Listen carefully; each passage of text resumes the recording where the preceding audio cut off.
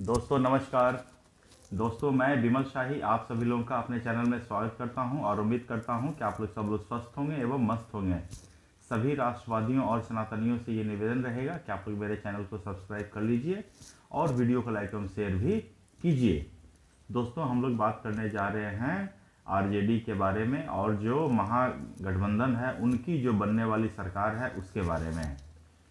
दोस्तों तेजस्वी यादव को महागठबंधन ने अपने सीएम फेस का उम्मीदवार घोषित किया है और इसी के साथ मुकेश सहनी को उन्होंने डिप्टी सीएम का उम्मीदवार भी बना दिया है कि चुनाव के बाद तेजस्वी यादव अगर इनकी पार्टी को बहुमत आती है, इनके गठबंधन को बहुमत आती है तो तेजस्वी यादव बनेंगे मुख्यमंत्री और मुकेश सहनी बनेंगे डिप्टी सीएम। जो कि मुकेश सहनी की एक सबसे बड़ी मांग थी, वो मांग पूरी होते हुए दिख रही है। मुकेश सहनी जहां कहीं भी जाते थे वो यही कहते थे कि मुझे डिप्टी सीएम बनना है, एक मल्लाह का बेटा son of Mallah deputy CM बनेगा।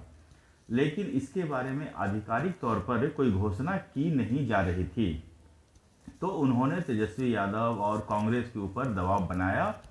तो कांग्रेस ने फाइनली तेजस्वी यादव को प्रेस कॉन्फ्रेंस करके तेजस्वी यादव को मुख्यमंत्री पद का चेहरा घोषित किया है और उसी प्रेस कॉन्फ्रेंस में ये कहा गया है कि अगर महागठबंधन की सरकार बनती है तो मुकेश सहनी होंगे डिप्टी सीएम। यहां तक तो मामला बिल्कुल सेट था, लेकिन जब ये घोषणा हुआ उसके बाद बहुत सारे लोग बहुत सारी चीज़ें बोलने लगे, क्योंकि जो मुकेश सहनी का वोट बैंक है वो है सिर्फ 2%। तेजस्वी यादव जिस कम्युनिटी को बिलोंग करते हैं उनका वोट परसेंट है 16%। तो अब जो मुस्लिम समाज के लोग हैं जिनका बिहार में वोट परसेंट है 17%, उनमें विद्रोह की भावना जाग गई। बहुत सारे लोगों ने उन्हें उकसाया भी, जैसे ओवैसी साहब भी हैं, वो कह रहे थे कि क्या मतलब 2% वाला बनेगा डिप्टी सीएम, 14% वाला बनेगा सीएम, लेकिन जो 18% वाले हैं वो सिर्फ दरी बिछाने का काम करेंगे। तो इस तरह से मुसलमानों को एक तरह से भड़काया जा रहा था कि आरजेडी आपका यूज सिर्फ कर रही है, आपको सिर्फ दरी बिछाने के काम में लगाया जा रहा है, आपकी जितनी संख्या है उतना भागीदारी आपको मिल नहीं रहा है। और ये इस बार के चुनाव में बहुत हद तक दिख भी रहा है। किसी भी पार्टी ने मुसलमानों को उस लेवल पर टिकट डिस्ट्रीब्यूट नहीं किया है जैसा कि उनकी आबादी, मुसलमानों की आबादी है। तो मुसलमानों में भी एक असंतोष की भावना जो है जाग रही थी।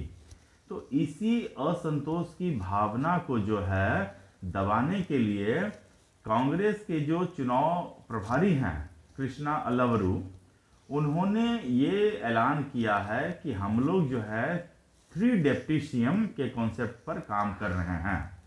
इनमें समाज के सभी वर्गों का प्रतिनिधित्व दिया जाएगा, चाहे वो ओबीसी हो, चाहे वो ईबीसी हो, चाहे वो दलित हो या फिर हो मुसलमान।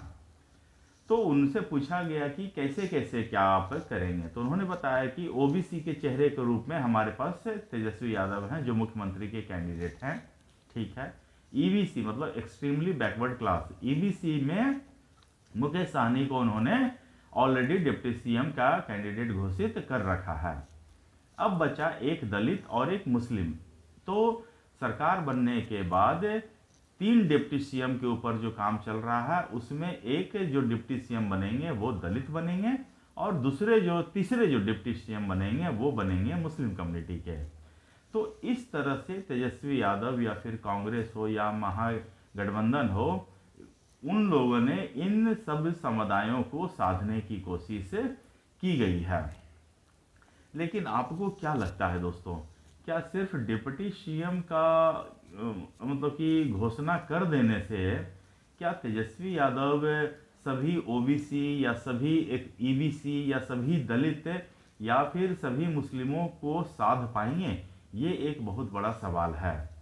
तेजस्वी यादव पहले ही अपने घोषणा पत्र में बहुत सारे लुभावने वादे घोषित कर रखे हैं, लेकिन बिहार की जनता को उनके लुभावने वादे, जैसे कि हर परिवार को एक नौकरी देना, इस पर कतई भी भरोसा नहीं है। सारे लोग गुना भाग करके देख रहे हैं, सारे लोग इंटरनेट पे सर्च कर रहे हैं कि बिहार का बजट कितना है। अब जो तेजस्वी यादव जो घोषणा कर रहे हैं वो बिहार के बजट से कई गुना ज़्यादा बड़ा है। तो दोस्तों, अगर कोई भी आदमी, जैसे हम ही लोग अगर अपना घर का बजट बनाते हैं तो जितना आमदनी होता है उसी हिसाब से अपने घर का बजट बनाते हैं। ऐसा नहीं करते हैं किसी महीना कि हमारी सैलरी है 10,000 और हम 20,000 या 25,000 या 1 लाख का बजट बना देंगे। ऐसा नहीं किया जाता है।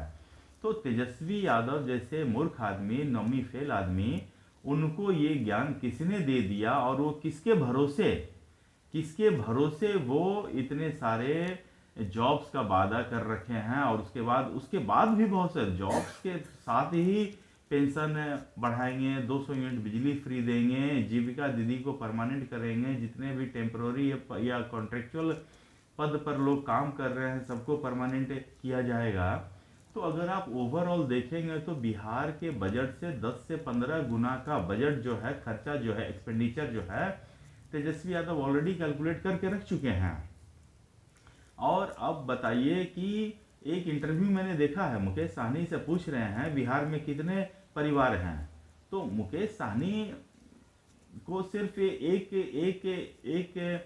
कम्युनिटी का वो सिर्फ प्रतिनिधित्व करते हैं। लेकिन अगर उन्हें ढंग से अगर कैलकुलेटर दे दिया जाए और उनसे कहा जाए कि बिहार में कितने परिवार हैं, अगर हर एक परिवार को इतना पैसा दिया जाएगा तो आप ज़रा कैलकुलेट करके हमको दिखाइए, तो वो ढंग से कैलकुलेट भी कर नहीं पाएंगे।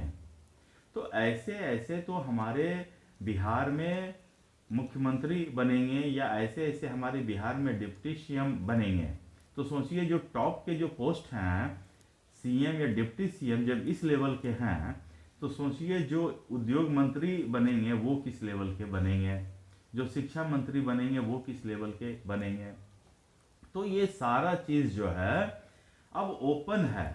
लेकिन तेजस्वी यादव जो है खामखा, मैं तो यही बोलूँगा, तेजस्वी यादव को भी ग्राउंड रियलिटी पता है कि वो किसी भी तरह से ये चुनाव जीतने नहीं जा रहे हैं। तो वो अपने तरफ से जितना वादा हो सकता है ये कर देंगे, वो कर देंगे, हर एक तरह से लोगों को बरगलाने का प्रयास कर रहे हैं। अब देखा ये जाएगा कि तेजस्वी यादव अपने प्रयास में कितना सफल हो पाते हैं। हालांकि उनके 1000 वादों में से एक वादा ये भी है कि हम सबको इतने सारे डिप्टी सीएम बनाएंगे। लेकिन मेरा सुझाव तेजस्वी यादव से एक और भी रहेगा। तो 3 डिप्टी सीएम आप बना ही रहे हैं, जिसमें से एक ईबीसी रहेंगे, एक दलित रहेंगे, एक मुस्लिम रहेंगे, तो फिर आपको सवर्णों से क्या दिक्कत है, जनरल कैटेगरी वाले लोगों से क्या दिक्कत है। आपने जनरल कैटेगरी वाले लोगों को भर भर के टिकट दिया ही है। तो अगर आप उनसे भी एक डिप्टी सीएम बना देंगे तो और ज़्यादा अच्छा रहेगा मेरे हिसाब से। तो आपको 4 डिप्टी सीएम का घोषणा करना चाहिए था कि एक ओबीसी के तो आप सीएम कैंडिडेट हैं ही, उसके बाद ईबीसी में मुकेश साहनी हो जाएंगे, दलित में आप किसी को बनाइए, मुस्लिम में किसी को बनाइए, एक और जनरल कैटेगरी का भी आप कैंडिडेट आप रखते कि हम एक जनरल वाले को भी हम बनाएंगे।